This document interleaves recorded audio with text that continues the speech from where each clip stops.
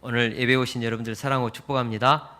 오늘 말씀의 제목이 평안을 누리는 길입니다. 평안을 누리는 길. 우리 옆사람에게 인사하겠습니다. 요즘 평안하십니까? 평안하십니까? 여러분 평안하십니까? 우리가 살아가는 삶의 현장을 들여다보면 끝없는 문제의 연속입니다. 물질 문제, 또 건강 문제, 또 결혼 문제, 자녀 문제, 사람과의 관계 문제 등등. 우리는 수많은 문제들 앞에서 근심하고 염려하고 두려워하여 잠을 편히 이루지 못할 때가 많습니다. 만약 우리의 환경에서 오는 삶의 문제들 속에 지속적으로 염려와 근심으로 우리가 반응한다면 어떻게 될까? 잠언 17장 22절 말씀입니다. 우리 같이 한번 읽어볼까요? 시작. 마음의 즐거움은 양약이라도 심령의 근심은 뼈를 마르게 하느니라. 아멘. 마음의 즐거움은 그 어떤 보약보다도 더 좋다는 것이죠.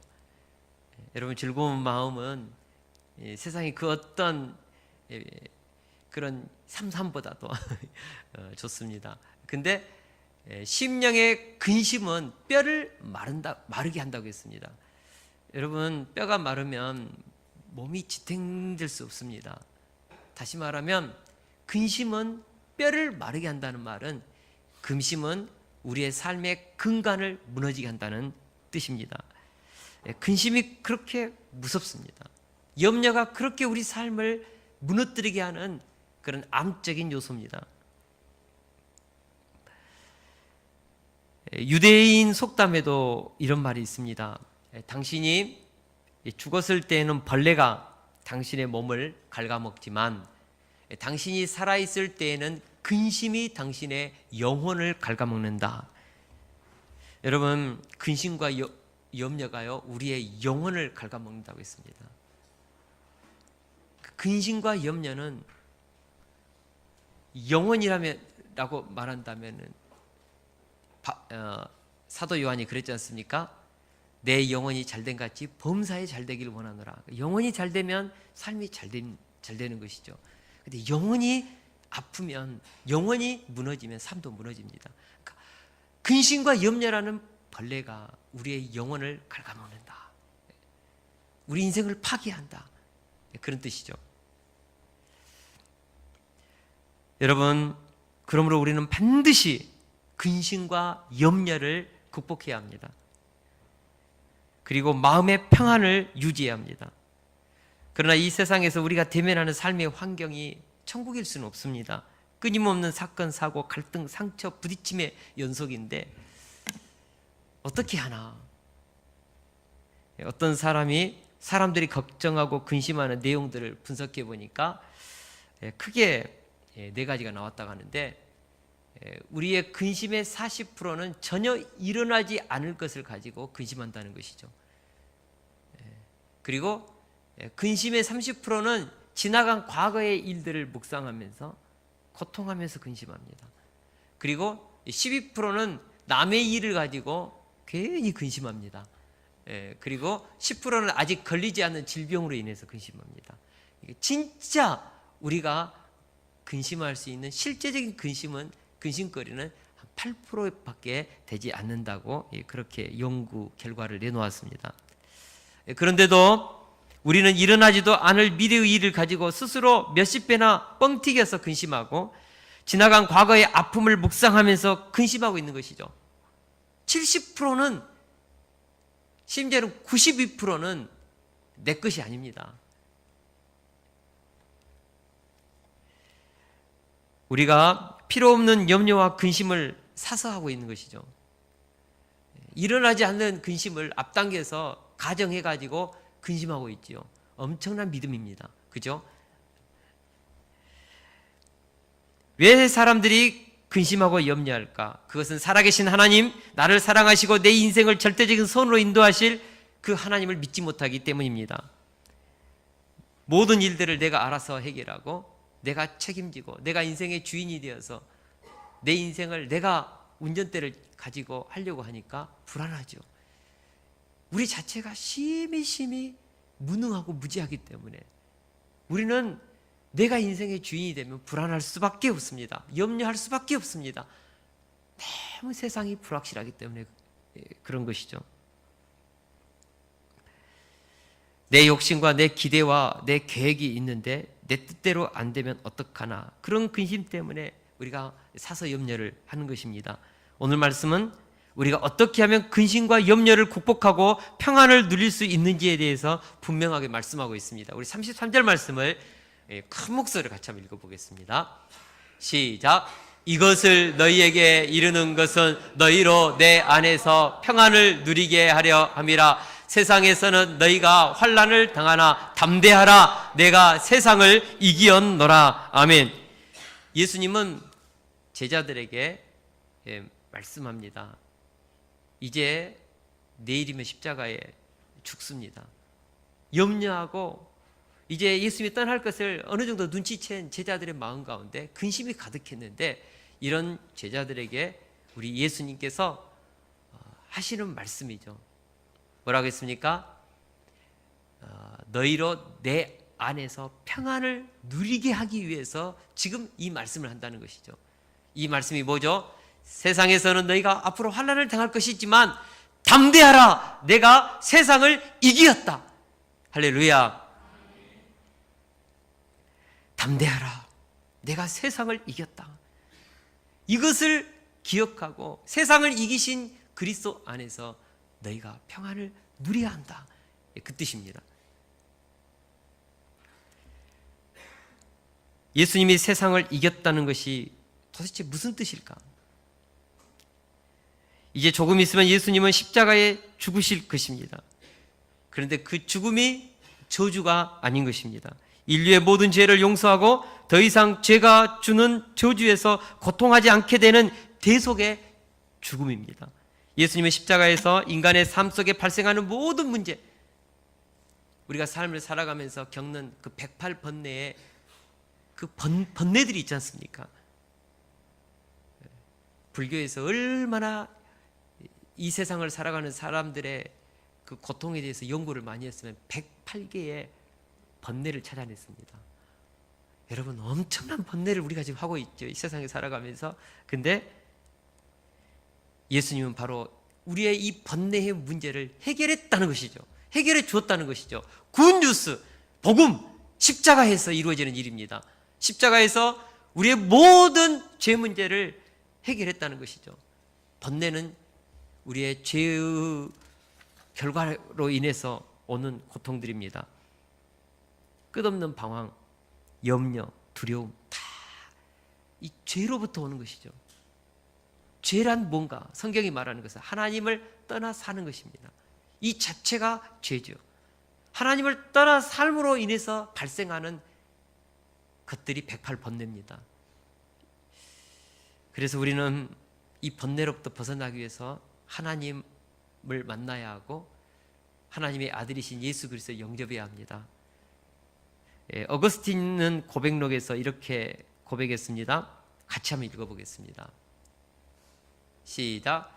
당신은 우리를 당신을 향해 살도록 창조하셨으므로 우리 마음이 당신 안에서 쉴 때까지는 편안하지 않습니다. 하나님은 우리 인간을 하나님을 향하여 살도록 창조했습니다. 그래서 인간은요, 살아가면서 하나님을 찾게 되어 있습니다. 신을 찾게 되어 있습니다. 신을 안 찾는다고 하는 사람일지라도 그는 뭔가를 의지하고 있습니다. 의존의 어떤 것을 찾고 있죠. 그것이 돈이든 사람이든 아내든 가족이든 심지어는 자기 자신이든. 그러나 하나님을 떠난 모든 의지의 대상은 우리를 두렵게 합니다. 왜냐하면 그 의지의 대상이 우리를 구원해 주지 못한다는 것을 우리는 알기 때문입니다.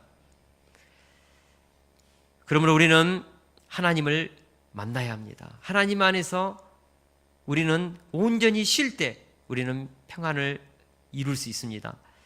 어떻게 우리가 하나님 안에서 쉴 수 있는가? 나를 위해서 십자가 지신 예수님을 만날 때, 그 예수님을 믿을 때 우리 안에 하늘 아버지가 주인으로 오시는 것입니다. 그러면 구체적으로 예수님의 십자가는 하나님을 떠나서 발생하는 죄 문제를 어떻게 해결하는가? 마틴 루터는 예수님의 십자가에서 이루어지는 이 죄 문제의 해결을 디바인 익스체인지, 신적인 교환이라는 교리로 표현했습니다. 우리가 성경을 보면 예수님이 십자가의 죽으심으로 십자가에서 이루어지는 이 문제의 해결, 신적인 교환이 8가지로 나와 있습니다. 첫째로 예수님이 대신 징벌을 받으심으로 우리가 용서를 받았고, 둘째로 예수님이 대신 채찍에 맞음으로 우리가 낫게 되었고, 셋째로 예수님이 대신 죄를 지심으로 우리가 의롭게 되었고, 넷째 예수님이 대신 죽으심으로 우리가 생명을 얻게 되었으며, 다섯째 예수님이 대신 가난하게 되심으로 우리가 부유하게 되었고, 여섯째 예수님이 대신 수치를 당하심으로 우리가 영광에 이르게 되었고, 일곱째 예수님이 대신 거절당함으로 우리가 하나님의 자녀로 영접되었고, 여덟 번째 예수님이 대신 저주당함으로 우리가 축복을 받게 되었다고 성경은 말하고 있습니다. 그래서 복음 12강을 공부하신 분들은 십자가를 문제 해결의 십자가라고 합니다. 십자가에서 우리의 인생의 문제가 해결되지 않는 것은 단 하나도 없다는 뜻입니다.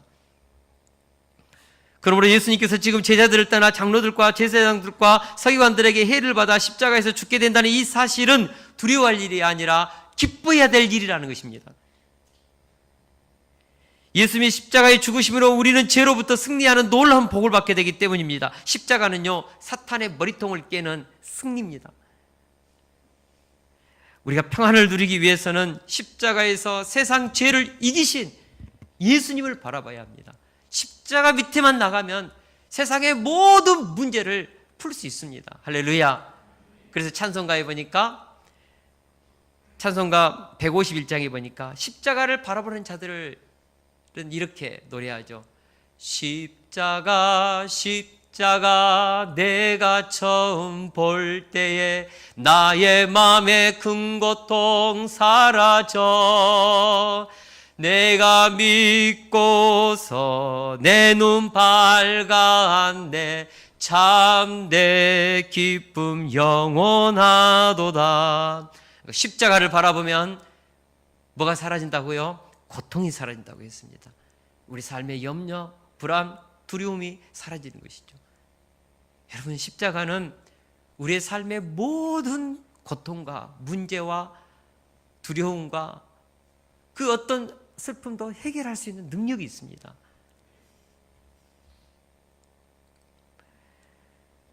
그러나 예수님이 세상을 이겼다는 것은 십자가만의 승리만을 의미하지 않습니다. 예수님은 십자가에서 죽으시고 3일 후에 뭐 하셨습니까? 부활하셨습니다. 사망을 이기고 부활하셨습니다. 할렐루야. 저는 부활장 고린도전서 15장 55절에서 58절 말씀을 너무나도 좋아하는데, 사망아 너의 승리가 어디 있느냐? 사망아 내가 쏘는 것이 어디 있느냐? 사망이 쏘는 것은 죄요, 죄의 권능은 율법이라. 우리 주 예수 그리스도로 말미암아 우리에게 승리를 주시는 하나님께 감사하노니, 그러므로 내 사랑하는 형제들아, 견실하며 흔들리지 말고 항상 주의 일에 더욱 힘쓰는 자들이 되라. 이는 너희 수고가 주 안에서 헛되지 않은 줄 알미라. 제가 이 부분을 묵상하면 얼마나 가슴에 그 통쾌함이 있는지요. 예수님은 죽음을 이겼습니다. 세상에서 살다가 죽는 죽음은 죄의 열매입니다. 죄의 싹은 사망이라고 했습니다. 예수님께서 이 죄의 싹신 사망을 이겼습니다. 부활로 이겼습니다. 세상에서는 그 어떤 힘도 죽음을 이길 수 없습니다. 세계 최고의 권력자 트럼프 대통령도, 그의 버금가는 시진핑 중국 주석도 죽음을 극복할 수 없습니다. 한국 최고의 의료시설을 갖춘 삼성병원도, 서울대 병원도, 아니 세계 최고의 병원이라고 일컬어지는 매사추세츠에 있는 종합병원도 우리의 죽음으로부터 우리를 살릴 수 없습니다. 그러나 예수님 안에는 죽음을 이길 수 있습니다. 영국의 종교개혁자 리들리는 피해 여왕 메리 통치 시절에 카톨릭의 화채론적 성찬을 부정했다는 혐의로 체포되어서 런던탑에 투옥되었습니다. 그리고 얼마 후에 옥스퍼드에서 종교개혁자 레티미와 함께 화형에 처해지게 되었습니다. 화형에 처해지는 그날 다음 날 화형에 처해지는데 그날 밤에 동생이 찾아왔습니다. 동생이 리들리에게 찾아와서 간청했습니다. 형, 오늘 밤 형과 함께 마지막 밤을 지새우면서 형의 마음을 위로하고 형이 당하는 그 고통의 그 극한 고통 속에 나도 동참하고 싶다고 그렇게 면회하면서 형에게 간청했습니다. 그런데 리들리가요, 그 동생에게 그 간절한 부탁을 물리치면서 이런 말을 했다고 해요. 나는 오늘 밤 평안히 자고 내일 순교하겠다. 놀라운 사실입니다. 오늘 밤 나는 평안히 자겠다. 그리고 내일 나는 순교하겠다. 걱정하지 마라. 집에 가서 편히 자라. 여러분, 충격적인 이야기입니다. 어떻게 내일 화형당하는데 그렇게 평안하게 죽을 수 있었을까요? 그것은 리들리가 죄와 사망의 권세를 이기신 예수님 안에 있었기 때문입니다. 오늘 33절 말씀과 동일합니다. 이것을 너희에게 이르는 것은 너희로 내 안에서 평안을 누리게 하려 함이라. 세상에서는 너희가 환난을 당하나 담대하라. 내가 세상을 이기었노라. 예수님께서 세상에서 환난을 당하는 제자들에게 평안을 누리도록 이것을 이룬다고 했습니다. 평안을 누리도록 이것을 이룬다. 근데 이것이 뭐죠? 내가 세상을 이겼노라. 그래서 너희들은 세상에서 환난을 당하나 담대하라. 그 뜻입니다. 여러분, 예수님께서 세상을 이겼습니다. 죄를 이겼습니다. 죽음을 이겼습니다. 세상의 그 모든 핍박과 환난을 이겼습니다. 그리고 하나님 우편에 앉아 계시고 때가 되면 다시 오실 것입니다.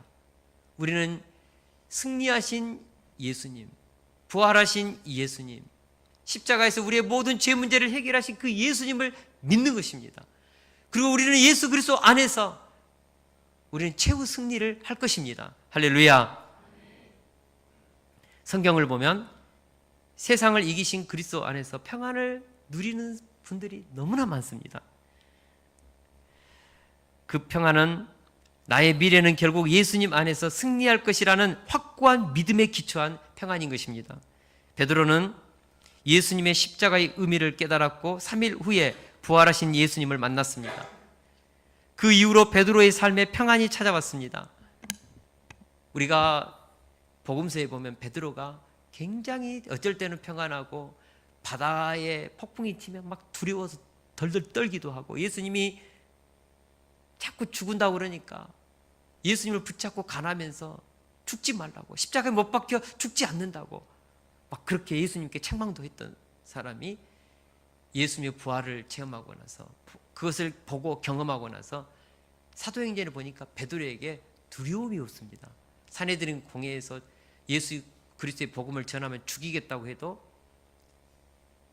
베드로가요 전혀 두려워하지 않습니다. 세상의 불의한 세력들이 베드로를 핍박해도 베드로가 두려워하지 않습니다. 사도행전 12장에 보면 헤롯이 요한의 형제 야고보를 참수시켜 죽이거든요. 유대인들이 너무 좋아하고 박수를 치니까 당시 이 교회의 수장이었던 베드로도 잡아서 옥에 가두었고 다음날 야고보처럼 참수시키려고 다 준비시켜 놓았습니다. 그런데 그날 밤에요 베드로가요 깊이 있게 잠에 들어가지고 천사가 지금 베드로가 죽을 때가 아니에요. 지금 아직도 교회를 섬겨야 돼요.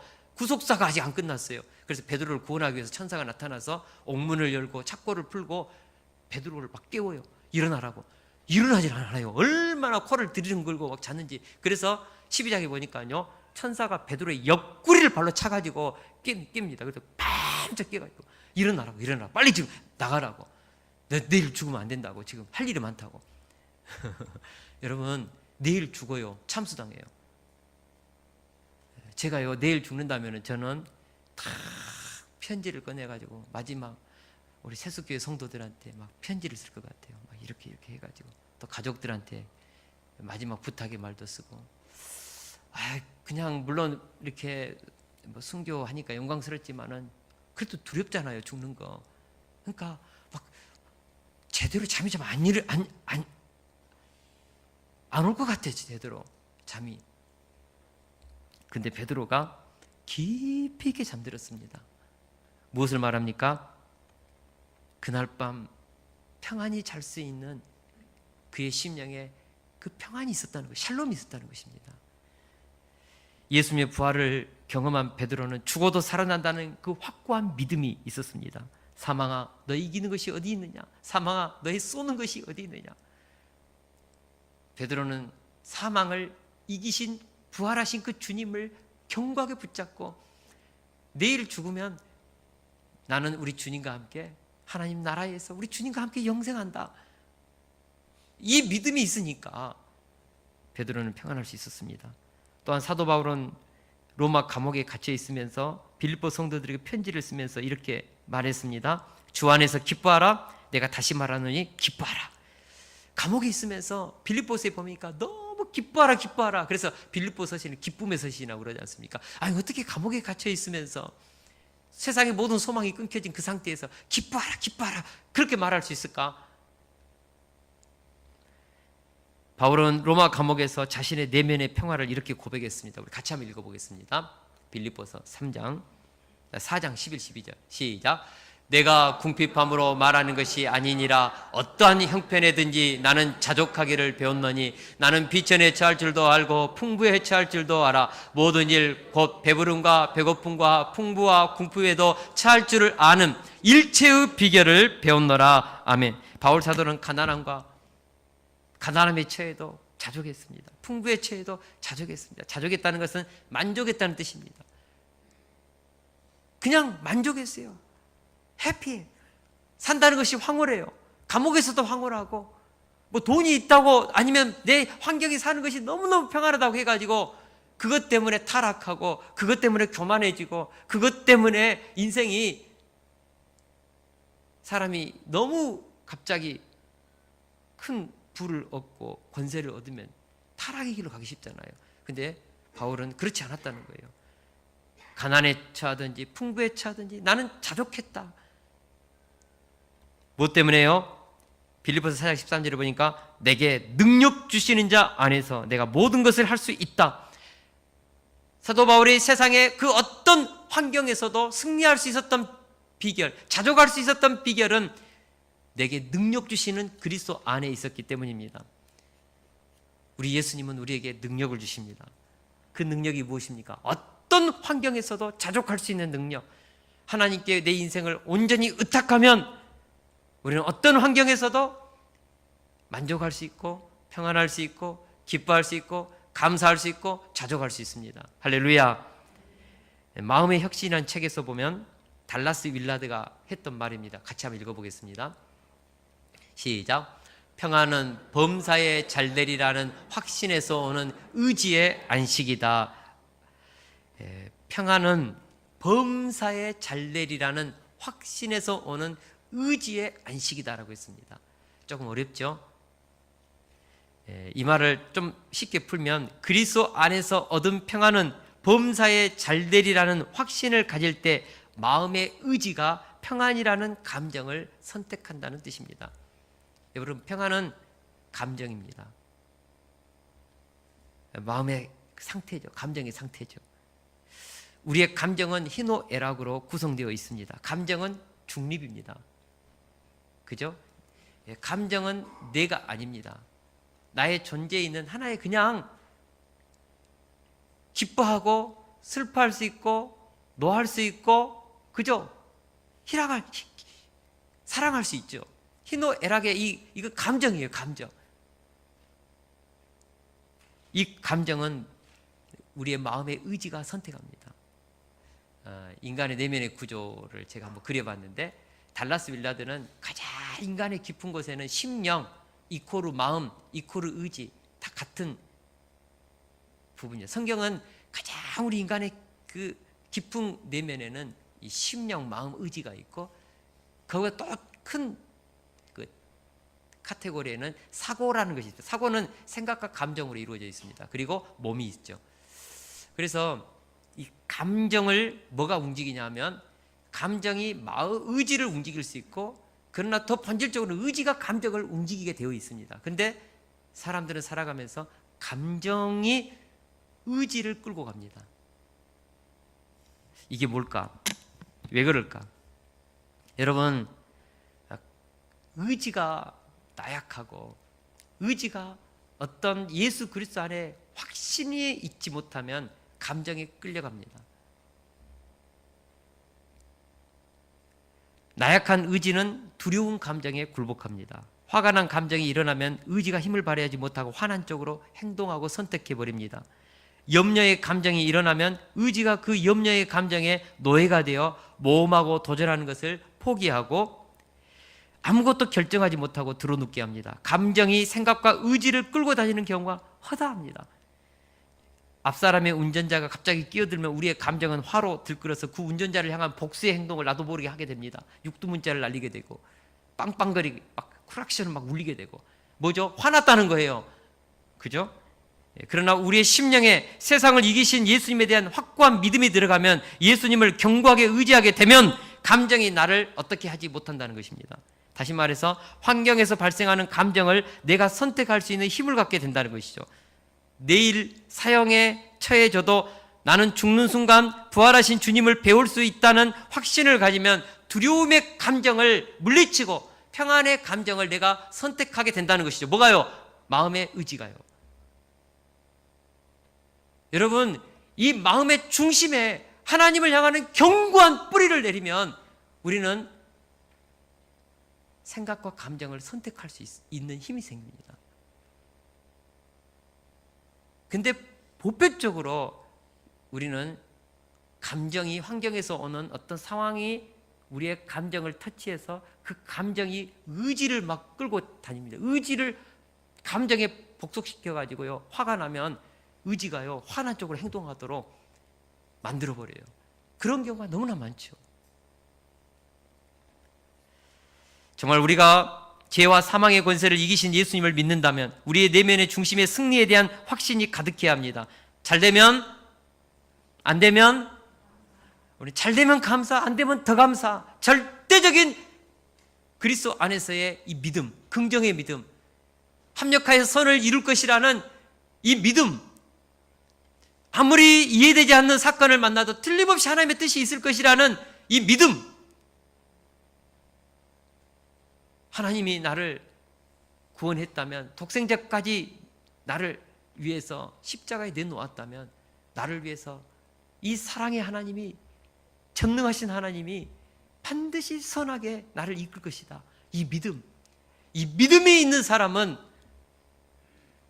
희노애락의 감정에서 우리는 감사를 선택하고 소망을 선택하고 평안을 선택하고 하나님을 향하여서 기대하는 소망을 우리는 선택할 수 있습니다. 할렐루야. 이사야서 26장 3절입니다. 우리 같이 한번 읽어보겠습니다. 이사야서 26장 3절 시작. 주께서 심지가 견고한 자를 평강하고 평강하도록 지키시리니 이는 그가 주를 의뢰함이니라. 아멘. 주께서 심지가 견고한 자들에게 뭘 준다고요? 평강하고 평강하도록 지켜주신다. 마음을 지켜주신다. 그 뜻이죠. 왜? 그가 주를 온전히 의지하기 때문에 그런 뜻입니다. NIV 영어 성경에 보니까 평강하고 평강하도록, 이 뜻이요 imperfect peace입니다. 완벽한 평안입니다. 그러니까 우리 주님을 온전히 의지하는 자에게 하나님은 완벽한 평안을 주신다는 것이죠. 할렐루야. 그리스도 안에 있는 자들의 평안의 감정입니다.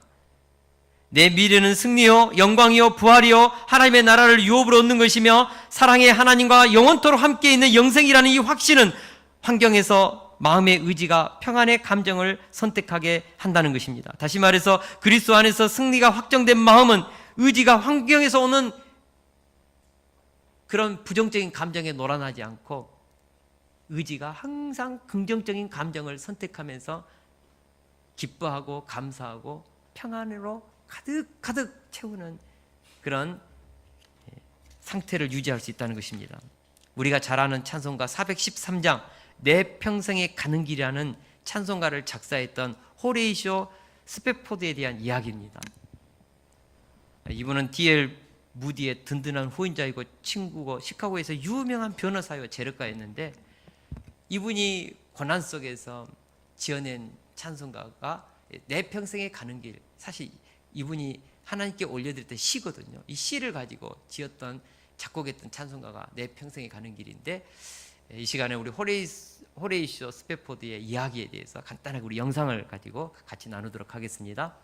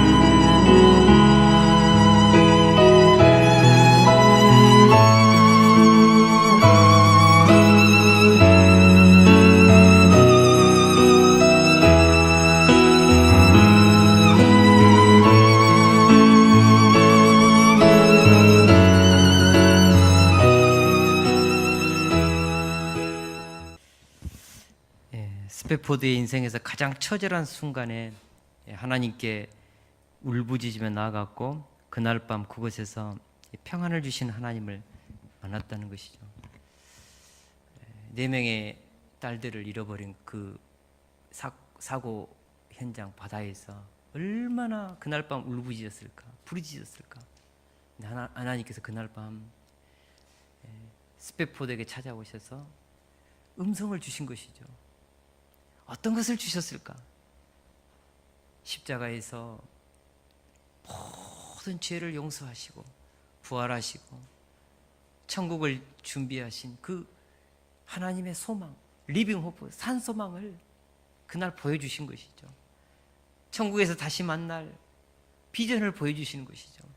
그 소망이 스페포드의 가슴속에 희망의 빛이 뚫고 들어왔을 때 처절하면서 죽고 싶을 정도로 고통스러운 환경에서 마음의 피스, 평안이 그의 심령에 찾아온 것입니다. 그래서 그날 밤 지었던 시가 바로 내 평생에 가는 길입니다. 내 평생에 가는 길, 늘 순탄하여 잔잔한 강 같든지 큰 풍파로 무섭고 어렵든지 나의 영혼은 늘 변합니다. 이 고백을 하나님께 올려드렸지 않습니까? 스페포드는 그리스도 안에서 결국은 세상에서 승리할 것을 확신했기 때문에 그의 인생길에서 만난 큰 풍파 중에서도 그는 평안할 수 있었다고 고백한 것이죠. 예레미야서 29장 11절에 보니까 여호와의 말씀이니라 너희를 향한 나의 생각을 내가 아나니 평안이요 재앙이 아니니라 너희에게 미래와 희망을 주는 것이니라. 하나님이 스스로 자기 생각을 알아요. 우리를 향한 하나님의 생각을 하나님 스스로 지금 고백하는 것이죠. 내가 너희를 향한 내 생각, 온종일 너희를 향하는 내 마음이 어떤 줄 아니? 평안이고 너희에게 주는 것은 희망이다, 소망이다, 재앙이 아니다. 아버지의 마음입니다. 우리를 향한 하나님의 마음이라고요. 우리가 이 하나님의 마음을, 생각을 온전히 우리를 향하는 이 하나님의 놀라운 사랑을 안다면 우리는 현재 고통과 아픔의 삶의 현장에 있는 상황에서도 뭐 할 수 있습니까? 평안할 수 있습니다. 우리 예수님께서 제자들에게 그리스도 안에 있는 자들, 내 안에 있는 자들이 반드시 가져야 될 감정, 삶의 상태, 평안이라고 했습니다. 평안을 주기 위해서 내가 십자가에 죽었고 부활했고 하나님의 우편에 앉아있고 다시 재림할 것이다. 평안을 가져라. 세상에서 내가 승리했다. 너희도 승리할 것이다. 내 안에서 평안을 가져라. 우리 주님이 하신 음성입니다. 제가 이 말씀을 준비하면서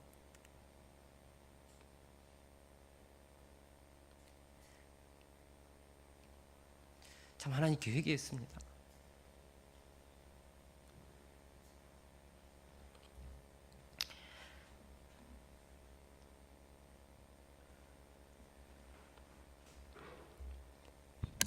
목회를 하다 보면 참 아픔이 많습니다.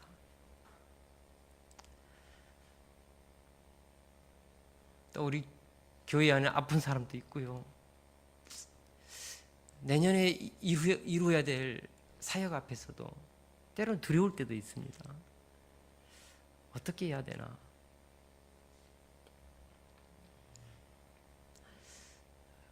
어쩔 때는 그 눌림 때문에 참 잠을 편히 못 잘 때도 많죠.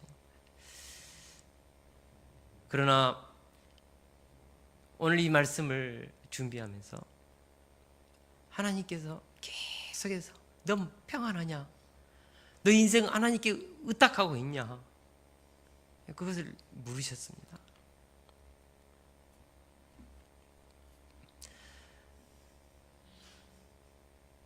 하나님께서 예수 그리스도를 통하여 이루어지신 이 승리를 너 믿냐? 하나님, 제가 아직 못 믿는 것 같아요.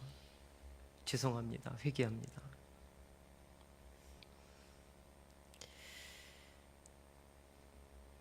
오늘 이 말씀이 이론이 아니라, 단순한 교리가 아니라, 지식이 아니라, 십자가에서 우리를 위해서 죽으시고 승리하신 그 예수님을 우리가 온전히 믿고 내 삶을 하나님께 의탁하고, 그리고 그분이 주시는 인도하심에 믿음으로 따라가는 결단을 저와 여러분들이 다시 한번 할 수 있기를 축원합니다. 혹시 마음의 평안이 깨지고 염려와 근심이 밀려올 때 우리는 주님을 의지하는 온전한 믿음을 달라고 기도해야 한다고 믿습니다. 빌립보서 4장 6절에서 7절 말씀입니다. 우리 같이 한번 읽어보겠습니다. 시작. 아무것도 염려하지 말고 감사함으로 하나님께 아뢰라. 그리하면 모든 지각에 뛰어난 하나님의 평강이 그리스도 예수 안에서 너희 마음과 생각을 지키시리라. 아멘. 모든 것이 하나님의 손 아래 다 있습니다. 인생의 생사하복의 주권이 하나님의 손에 있습니다. 잠언 16장 9절에 보니까 사람이 마음으로 자기 길을 계획할지라도 그의 걸음을 인도하시는 이는 여호와시라고 했습니다. 우리 하나님은 선한 뜻을 가지고 우리를 가장 좋은 길로 인도하고 계신다. 우리가 이 믿음을 달라고 기도해야 한다고 믿습니다. 내 인생을 인도하시는 좋으신 하나님을 우리가 믿는 것입니다. 세상을 이기신 예수님을 우리가 믿는 것입니다. 믿는 신용하는 것이 아니고 믿어주는 것이 아니고 진짜 그분을 믿고 리들리처럼 베드로처럼 바울처럼 우리가 정말 그분을 내 중심으로 온전히 받아들이는 것이죠. 그런 믿음이 있다면 우리는 평안할 수 있습니다. 로마서 8장 6절에 보니까 육신의 생각은 사망이요 영의 생각은 생명과 평안이라고 했습니다. 우리가 어떤 환경에서도 학가다하면서 성령님이 주시는 생각을 품고 마음의 평안을 유지합시다. 고난의 환경이 와도 핍박이 와도 담대합시다. 왜냐하면 세상에서는 너희가 환난을 당하나 담대하라. 내가 세상을 이겼노라고 우리 주님께서 말씀하셨기 때문입니다. 저는 이번 한 주 동안 우리 성도님들이 오늘 이 16장 33절 말씀을 계속해서 학가다하면서 읊조리면서 우리 속에 우리의 감정 안에 평안이 차고 넘치는 한 주가 되기를 축원합니다. 어떤 상황에서도 내 의지가 부정적인 감정을 선택하지 못하도록 우리의 생각과 의지를 승리하신 예수님께 두자는 것입니다. 예수님 안에서 산다는 것은 황홀한 것입니다. 우리 옆사람 인사하겠습니다. 예수님 안에 산다는 것은 황홀한 것입니다.